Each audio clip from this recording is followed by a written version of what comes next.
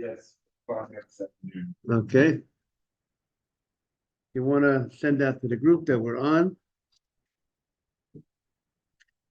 Adam, when you're away, if your schedule permits, we would love to have you on in the morning.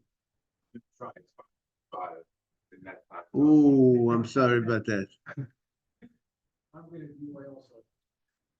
Oh, wow. Sunday to Friday. Okay, we're gonna miss you, Mr. Patesh, unless you get on the screen. Right. Yeah. What's the name of me? Tesh, I don't know if it still works. Yeah, but you know what, Adam, maybe because after Davin, Adam, you can show him how to get on? Yep. He's gonna post the link, okay? You're on the WhatsApp, Mr. Patesh? It still works. Okay, while he tries it, we're gonna get started. We're on 41B4, the end of the page. Of Yossi Omer Yom Tov. So the last thing we said was that when Yom Tov comes out, the first day of Yom Tov comes out on Shabbat, first day of Sukkot. Good morning, Simon. When the first day of Sukkot comes out on Shabbat, we said that they used to take, when the time the Beit HaMikdash was around, they took the lulav on Shabbat when the first day came out on Shabbat. But they had to be very careful not to come. Adam Yochanan has entered the waiting room. Right. Very good. So when on the first day of the Yom Tov, it's reminding everyone to remember to say Birkat HaTorah before the learning, right? Yeah. So the first day of Yom Tov comes out on Shabbat.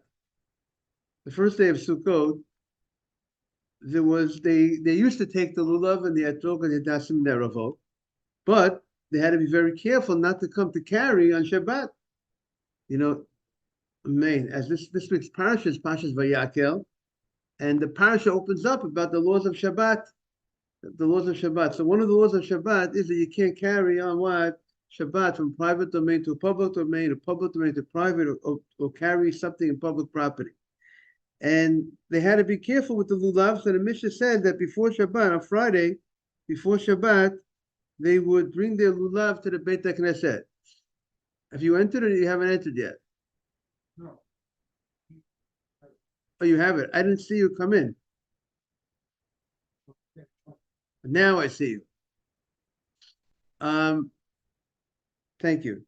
So you had to bring the lulav and the etrog and everything, Simon, before Shabbat. You had to bring it to the Beit HaKnesset. That's what you needed to do. But let's say now, what happened if a person, by mistake, it was Shabbat, and he has the mitzvah of lulav on Shabbat in those days, in the time of the Beit HaMikdash, when they actually took lulav on Shabbat, when the first day came out on Shabbat, and he forgot, and he went out to the street. He went to the rabbi's house to help him, to teach him how to do the proper waving of the lulav and etrog. So he was busy with the mitzvah, but he got a little bit carried away that he forgot that, you know what, yes, you want to do the mitzvah, but you can't carry it in the street. You forgot. Because Rashi seems to say, because he was hurrying to do the mitzvah, he got a little something. When haste sometimes makes waste sometimes, right? The mitzvah, to do the mitzvah as soon as you can. When you have the opportunity to do the mitzvah, you don't want to delay the mitzvah. But the other hand, you have to be careful not to do a sin. If you get yourself either, you're walking on a public property with a what? With the lulav in your hand. So therefore, but now, see, he went ahead and he did it. But since it was done unintentionally, now usually when a person violates the Shabbat, such a fashion that he did one of the malachot, one of the forbidden acts, one of the 39 forbidden acts of Shabbat, generally, if he does it by forgetting it was Shabbat, he goes ahead and he brings a korban chatat. There's a sin offering that he needs to bring to the Beit HaMikdash for making that type of mistake, by mistake violating the Shabbat.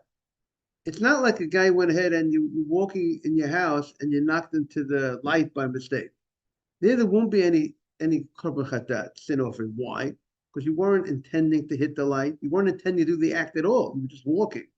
But here you were intending to do the act of carrying, but you just forgot it was Shabbat, or you didn't know that it's forbidden to carry on Shabbat. That would incur the penalty of the korban chatat, the sin offering.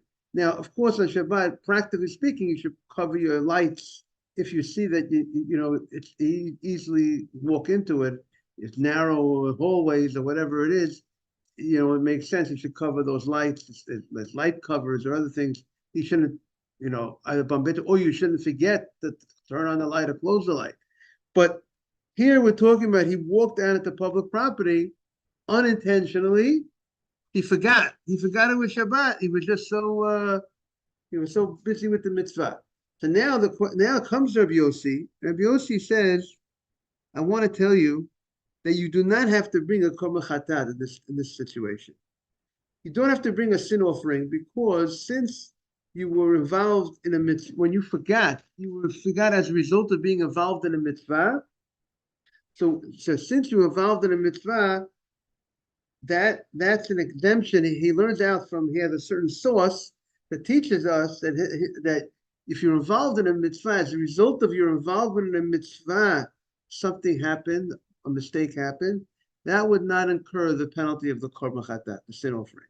When you were not involved in a mitzvah, you just walked out of the house and you forgot it was Shabbat, you weren't thinking about Shabbat and you were carrying something, so that would incur the chatat penalty. But not when you were involved when the act of violation of the Shabbat came as a result of your busyness with the mitzvah, that would exempt you from the korban. Is that clear? That will exempt from the korban chatat. So comes Amar Abaye. So Abaye says, now we're on page 42a. Lo shanu ela sheyotze bo. That's only if you did not fulfill the mitzvah of lulav. When the time you took the lulav and the etrog in the public property, you did not shake the lulav earlier in the morning. You did not fulfill the mitzvah yet. So therefore, since you did not fulfill the mitzvah, so you're still busy with the mitzvah. And therefore you made the mistake while being busy for the mitzvah. But if you already shook the lulav in the morning, before you went outside, so you're not busy, the mitzvah's done already. So if the mitzvah is done, because the mitzvah is take the lulav once a day, right? It's not a continuous mitzvah to take the lulav the whole day.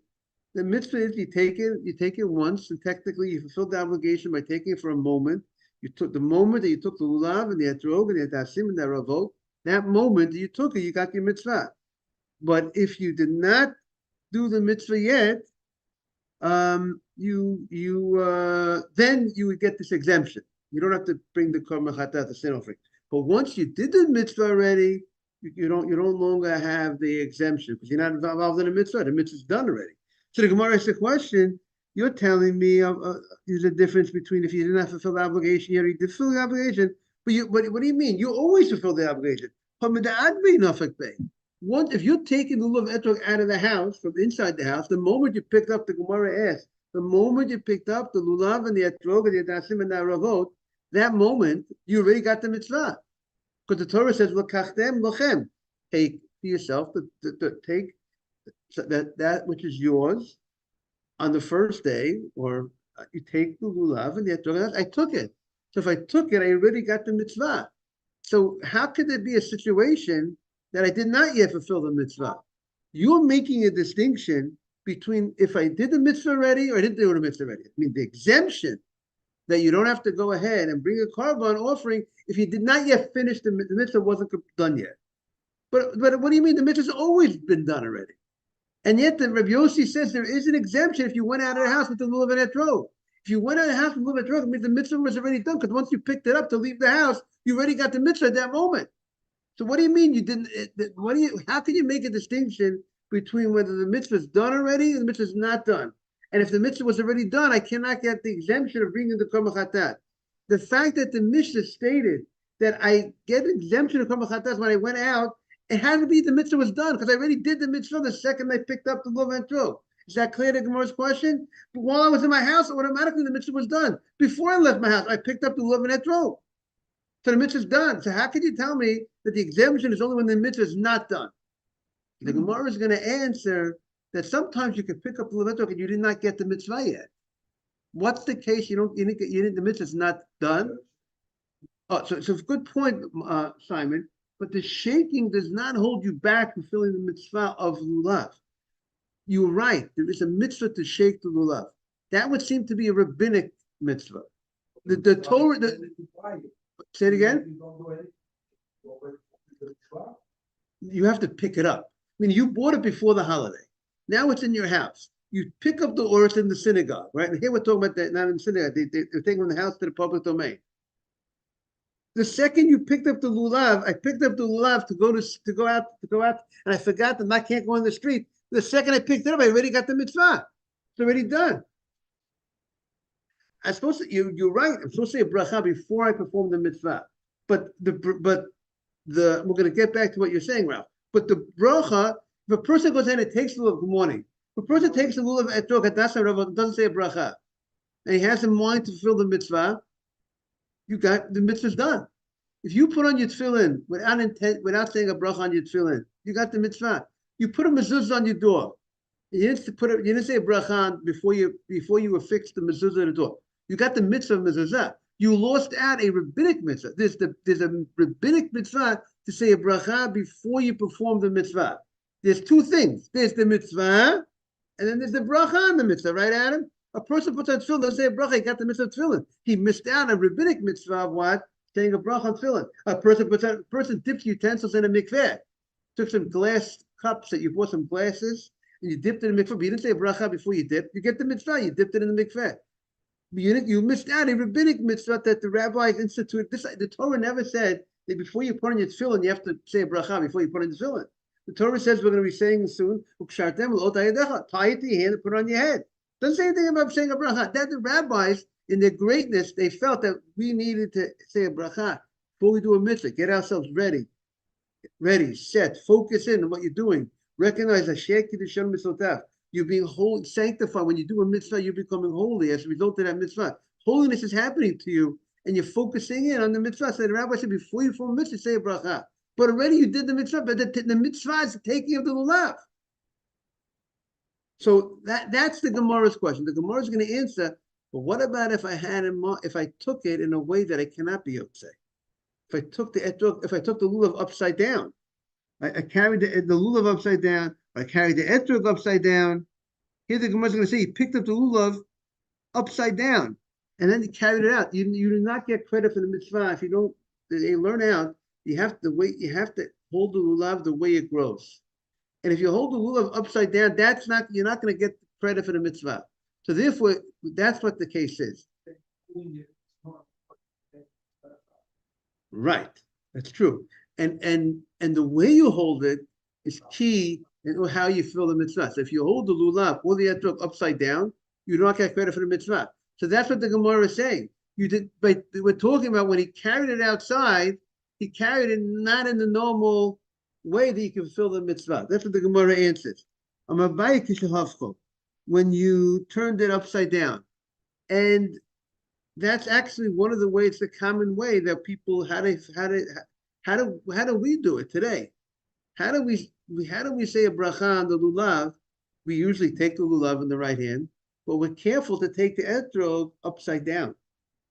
Because if it's upside down, so we don't get credit for the mitzvah, and we don't get credit for the mitzvah, so we did not yet perform the mitzvah. So the mitzvah is not yet done. So then I say the bracha, and after I say the bracha, once I say the bracha, then I turn it around. At that moment that I turn it around, post the bracha, that's when I want to fulfill the mitzvah of lulav etrog. Before, I don't want to get credit for the mitzvah yet. Why don't I want to get credit for the mitzvah? Because I want to say a bracha before the performance of the mitzvah. So therefore, what do I have in mind? I turn around the etrog upside down, and then I say the bracha, and then after the bracha, right, Adam? Then I turn the etrog in the proper way. That's one way. Rabbi Vadi Yosef and Yalkut Yosef, the way the Mishnah, I think the Chafetz Chaim quotes from the Beit Yosef, has a different way to do it. Have in mind, you don't want to fulfill the mitzvah until after you said the bracha. A little bit what Ralph was talking about before, which I think a lot of people, if people will understand, in general, when you say a bracha, it comes before the performance of a mitzvah. Before you tie your tefillin, you say the bracha. Before you wrap the tallit around you, you don't wrap it and then say a bracha. You hold it, you say the bracha, and then you wrap. Because the mitzvah is performed by the wrapping. The bracha is supposed to be done before the mitzvah. There's only a certain exceptions where we can't say the bracha before the mitzvah, is when we go ahead and we do the mitzvah, part of the mitzvah first, like washing the tilat dayim before bread. You can't say the bracha before you wash your hands. Maybe your hands are dirty. So you wash your hands, you say the bracha, and then you dry. So at least you're doing something, you're saying the bracha before the completion of the mitzvah, before the drying of the hands. People make a mistake, they wash their hands, they dry, and then they say a bracha. That's the problem. Then you already finished the mitzvah. You shouldn't be doing that. We should wash your hands, say the bracha, and then dry the hands. So, and also people are making a mistake on tefillin. Something that they started tying the tefillin, and then they say the bracha while they're tying the tefillin. Mistake. Say the bracha. When you're about to tie it, still loose, it's not tight yet, say the bracha, then tighten it. Then get the mitzvah. Bracha before the mitzvah. So one of the, it's interesting that the Gemara doesn't offer the solution, but this is the solution that Beit Yosef offers, Vad Yosef offers.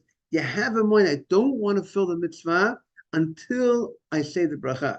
So there's such a concept that if you have intention, opposite intention not to fulfill the mitzvah, you don't get credit for the mitzvah. So the mindset, even if I took the lulav, I took the etrog, I took it exactly the way the mitzvah could be performed. I took it with the lulav straight, the etrog straight, but I had specific intention. I don't want to fulfill the mitzvah. I don't get credit for the mitzvah. So that's another way, that's a third way that you could have not fulfilled the mitzvah yet, even if you took it in the normal fashion. So that's what the Gemara is, and the Gemara said, that's the first. So Rava gives, Abaye says, Kishahafko, when you turned it upside down. You didn't get credit for the mitzvah yet. And Rava says, even if you did not turn the etrog over upside down, the way you carry the etrog out, carry the lulav, you carry the lulav in a case, in a casing, or the way Rashi says, a kli. Maybe, I mean, some say you carried in a plate. You had it in a, Rashi says it was in a plate. Let's say you had a plate, and on top of the plate you had the lulav or the etrog. And so if you carried it with something else, so that made it that you did not get yet, you not do the mitzvah yet, because that item creates a separation between them. It's not called that you took the item, because you didn't take it directly. You took it with what? You took it in a plate, right? Since you didn't take it directly, you took it with some other means. You weren't directly taking it. You took it with this plate. So that would make it that you do not get credit for the mitzvah. Because the Torah says, good morning, the Torah says, Lakachtem, lachem. You need to take. That's not called taking the lulav if you took it in a dish. It's not called taking the etrog if you took it in a dish. So the Gemara says, asks, what do you mean? Rava said that if you took the lulav, not directly holding the lulav, you took it while holding something else. Let's say you wrapped a scarf, a nice silk scarf around your hand, nice glove around your hand, and you picked up the lulav with that nice glove. So he says you get credit for the mitzvah. Even though you didn't directly touch the lulav, that's called taking. I took it. So whether I took it directly with my bare hands, or I took it with the scarf wrapped around my hands, it's good. So why is it that you're telling me that? Why are you telling me that I don't get credit for the mitzvah if I took it in the utensil? We see that if you take it, Rav went on record to say if you didn't directly handle it, you took it using something else, it's called that you took it. So the Gemara answers, Hani Mile, when Rav says that if you took it not with your not with your bare hand, that's only derech kavod. If you took it in an honorable fashion, you wrapped the scarf around your hand. Let's say, you took a nice glove and you took it with a nice glove, let's say. So then if it was done in a very respectable way, then that does not serve as an interruption, as a chatzitza, as an interruption in your taking. It's called you took it. And maybe that item that's there is considered, let's say, batel, it's considered nullified to your taking. It's not, we don't look at this something here interrupting your taking, because the item that you took it with is enhancing your taking. You're doing it you're beautifying. Just like we learned about the Succah and the noise Sukkah, when you put some things by the schach that are there for beautification purposes, it's not considered a separation. It's not, as long as it's close to the schach, it's there for beauty purposes. The beautification purposes we said over there, it's not called a separation. So too, if you wrap your hand with something and then you took the lulav, and the way you wrapped your hand was in a nice, beautiful fashion, then it's like part of your hand, and it's like an extension of your hand itself.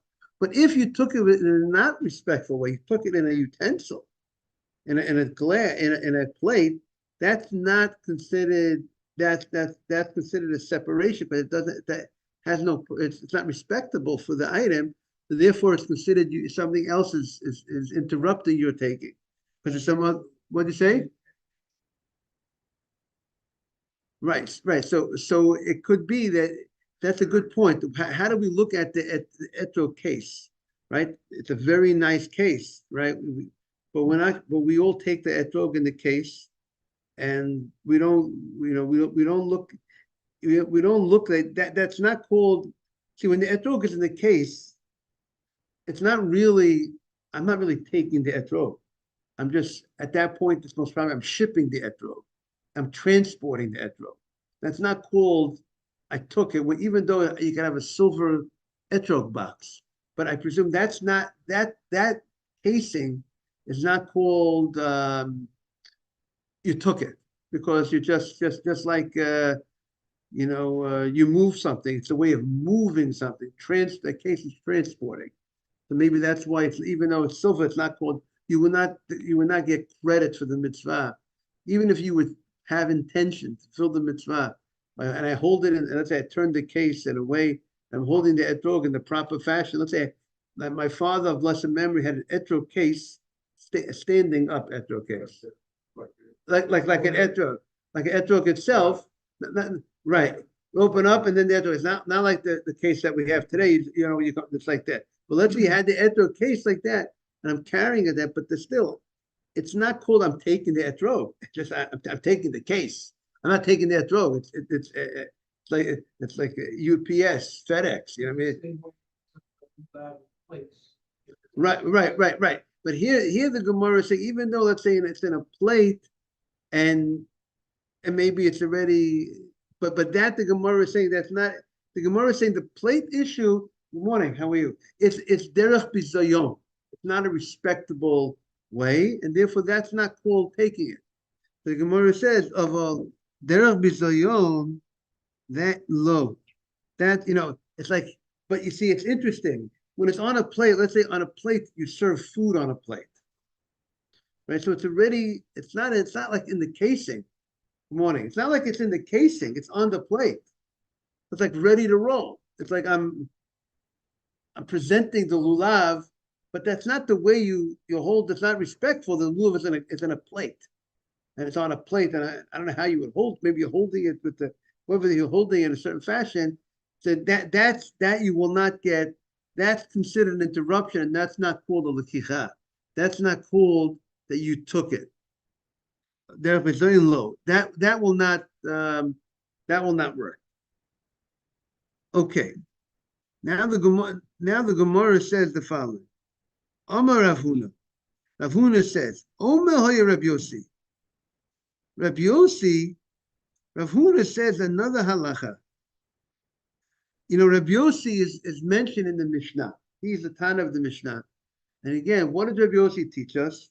Rabbi Yossi taught us that if you were involved in a mitzvah and then you did the sin as a result of your enthusiasm, excitement, and rushingness for the mitzvah, the sin was committed unintentionally at carrying on Shabbat.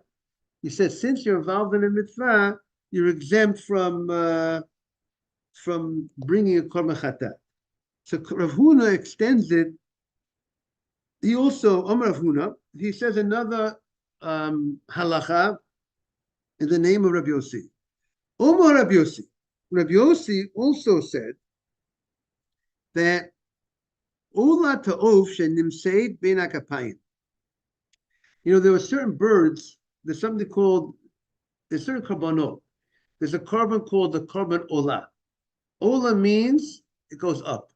We're going to be learning, by the way, more about it in a couple of weeks.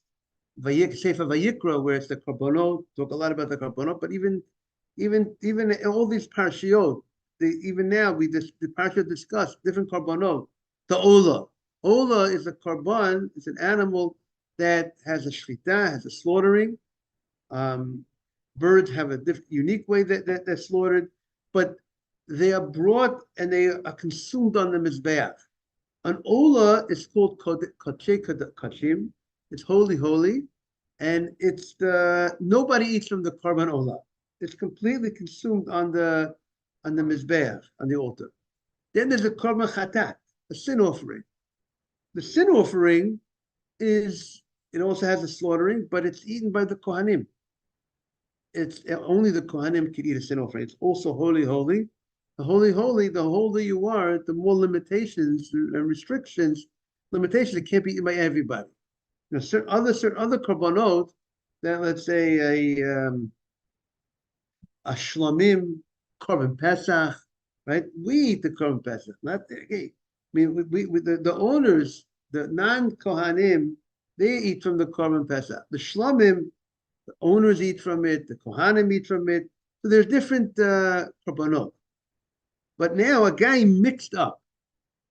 He mixed up the chatat and the olah. There were the birds that were slaughtered, and they were near each other. And Rashi, God bless you, explains what the case was, that there was a lot of us, there was many birds of one carb of offering together. There was not enough birds. It was too busy, too active, and therefore they brought, these birds were near the other birds, and they got mixed up. Which got mixed up? The olah, the bird that was after the slaughtering, the proper slaughtering for a bird was slaughtered, and you were supposed to bring this bird as an olah on the mizbeach, on the altar. By mistake, he ate it. He was not supposed to eat it. He was supposed to go ahead and bring on the mizbeach. He mixed it up with the chatat bird. So the bird that you were supposed to not eat and bring on the altar, he went ahead and he made a mistake and he ate it.